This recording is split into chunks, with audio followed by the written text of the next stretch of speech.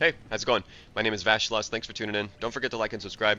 Today I would like to give you an update on my Corrupting Cry Warrior playthrough of Path of Exile 2 Early Access. Now, I want to get my complaints out of the way first, and I'll try and keep them short and sweet. First up is gold. So, I don't have a problem with the amount of gold coming into our pockets, but I do have a problem with some of the prices from vendors compared to that amount coming into our pockets, as well as respecking really needs to be lowered in price. That is just far too punishing.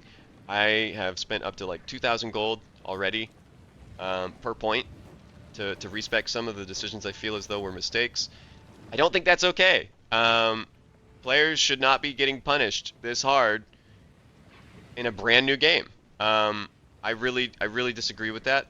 So, yeah, to further extrapolate upon that thought, if I may, it is often forcing me to capitulate between, do I want to wager that the points I'm about to spend this passive point will feel good enough to make Corrupting Cry come online because of the cooldown reduction, or do I want to forego investing into the Warcry like I so desperately desire because I'm not sure that that gold expenditure is going to be worth it later on due to how expensive it is.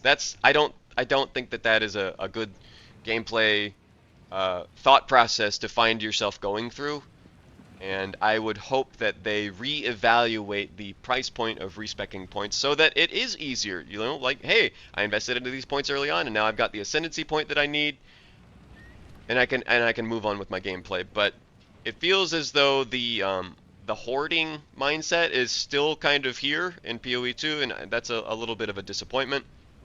As well as that leads me into my next point of hoarding.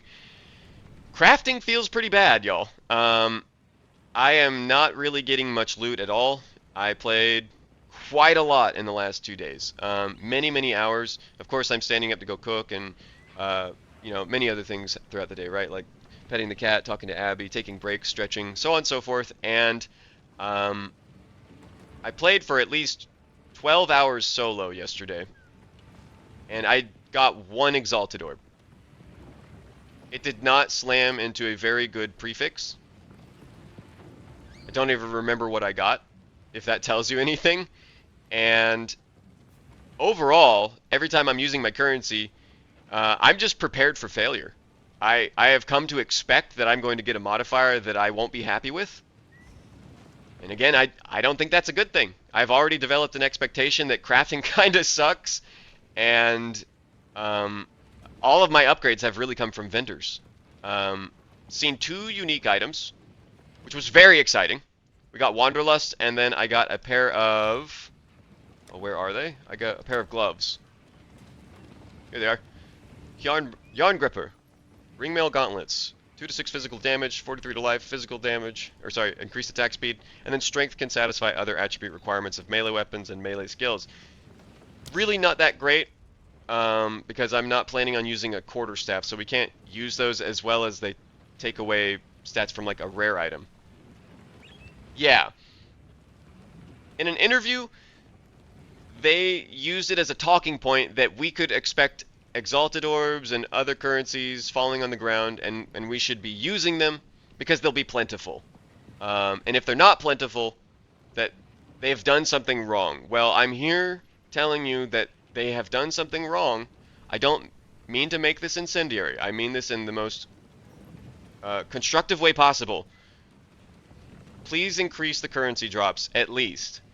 I'm not saying you have to increase the drops of base items or unique items, but currency certainly needs some love. I want to see transmutation orbs and augmentation orbs dropping more. I want to see regals and exalted orbs dropping. I want to craft. I want to be more comfortable with these failures that I am attempting without feeling like I just wasted the only currency I'm going to get for the next 12 hours. Hopefully that paints an appropriate picture, and hopefully it doesn't come off as me just trying to kick a dead horse. I'll move on. I'd like to talk about some specific struggles of melee with the trial of Sehkema, and I'm going to do my best to not drag my heels on this. Trial of the Sehkema, right?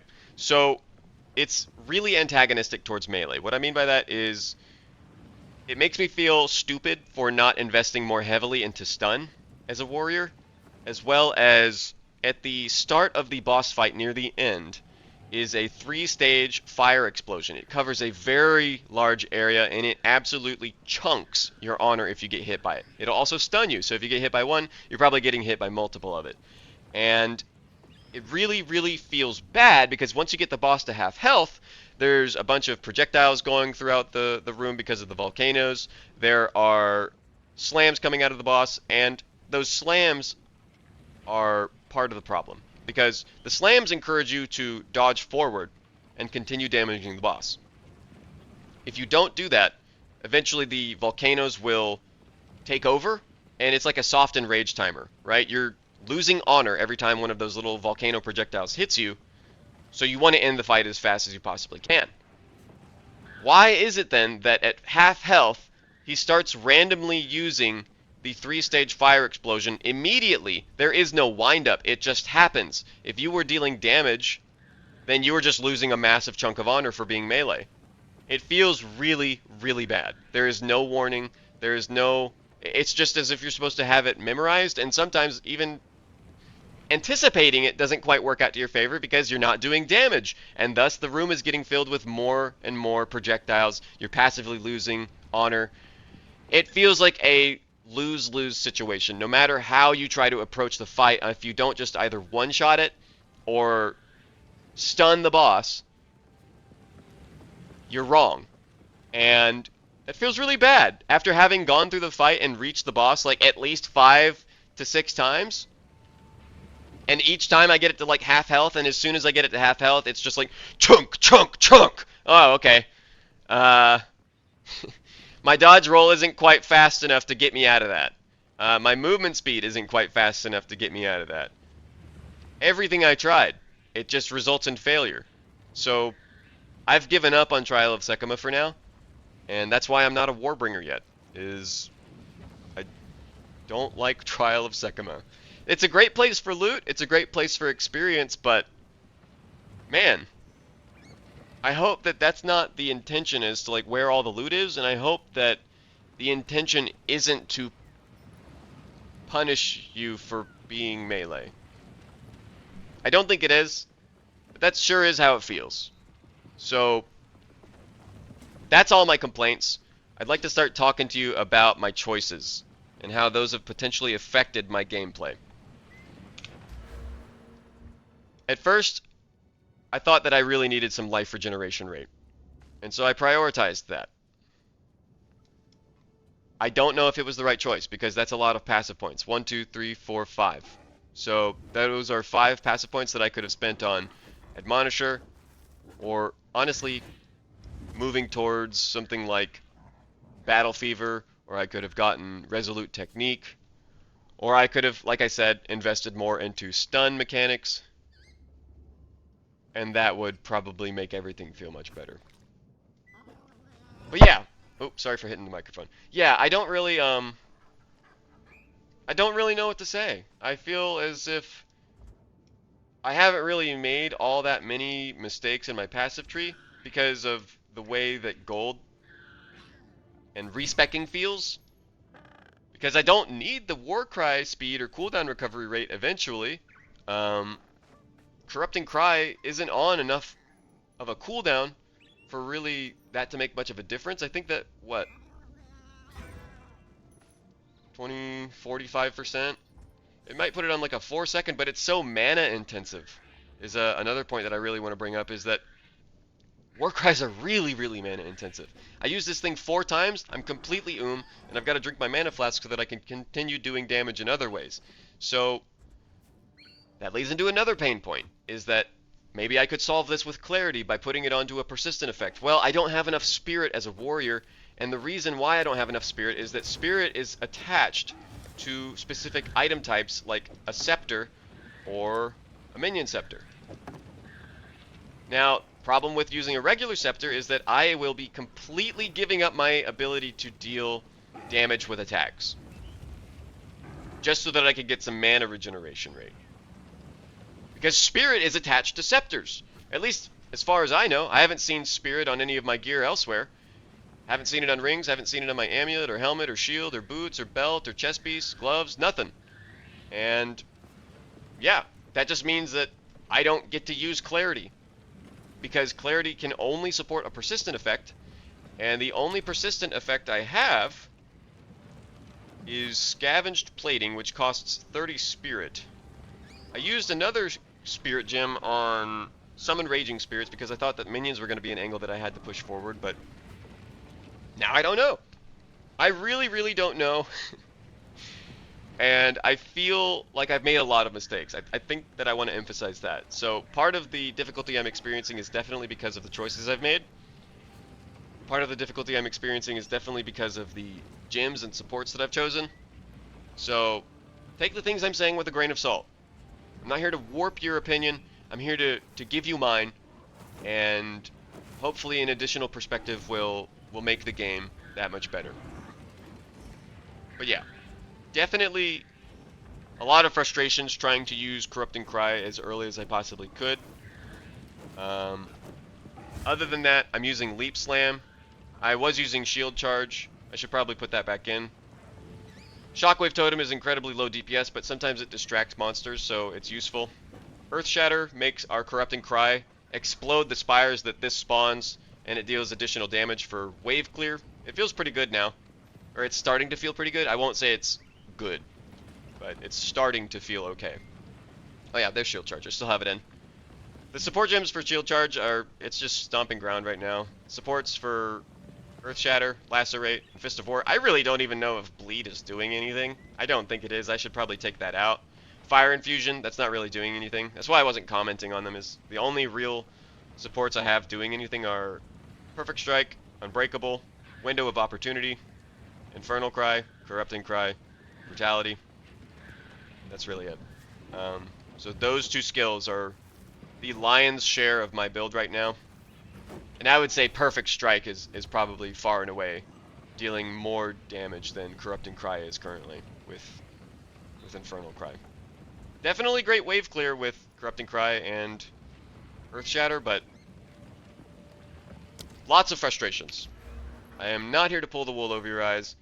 It has been a very laborious learning process, and if you want my 10 cents on the issue, stuns are probably the element I am missing most, and a way to scale that. I heard part of the stun playthrough kind of got nerfed a little bit, but I don't know. I'm not really trying to pay attention to the whole ebb and flow of their patch decisions. I'm just here to comment on the way the game feels and changes I would like to see. There are a lot of background noises in town. Just talking through this chirps and roaring and snack sounds and slurping, and I don't even know what's going on in this town, but sure does sound like a lot. But yeah, I'm in Act 2. That's just about everything that I've been doing. My gear, all of my upgrades besides I think this chest piece and the jewelry have come from a vendor. And those are like the most important ones. So far, still waiting on more Regal Orbs. Still waiting on more Exalted Orbs. And honestly, a different helmet. But it's helping me equip my shield.